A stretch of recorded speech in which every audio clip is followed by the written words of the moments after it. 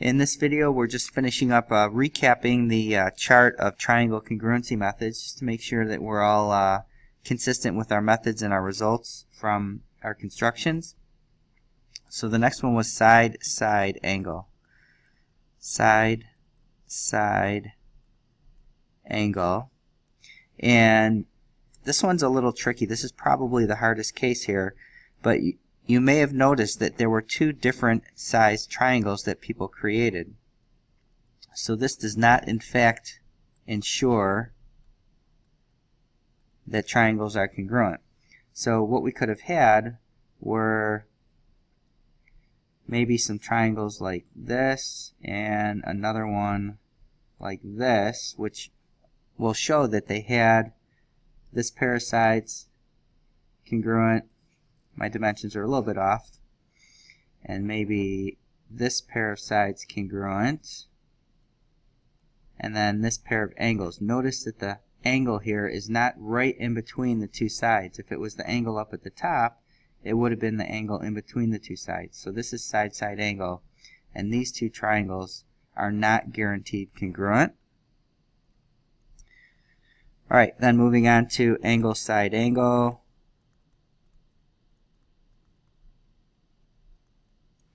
And again, if you constructed it accurately, you would have noticed that everyone's triangles are congruent. So this is a method for proving that triangles are congruent. So again, let's draw our picture. A, B, C, and D, E, F.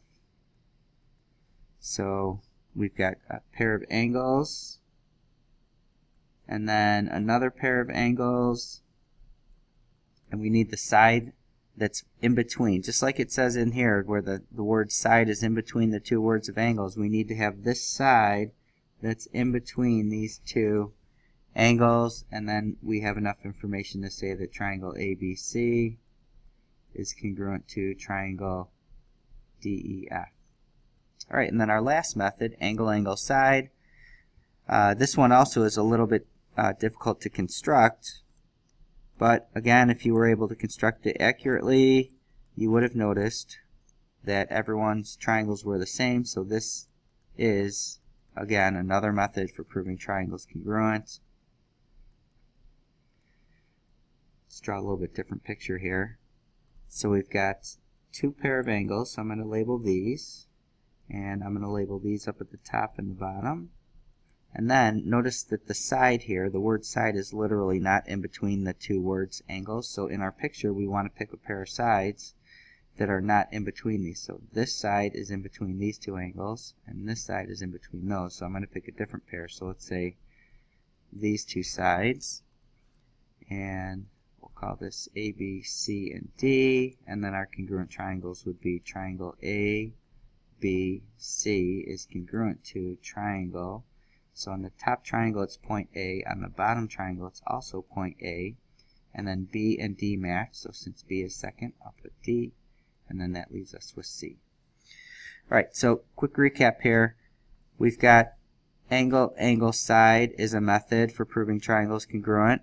Angle side angle is a method for proving. And then in our previous video, we had two other ones, side angle side and side. So far these are our four methods we can use to prove triangles congruent. The other two do not guarantee congruent triangles, and we cannot use them to prove triangles congruent. Alright, that's it for this video. Make sure you get all your questions answered, and we'll see you next time.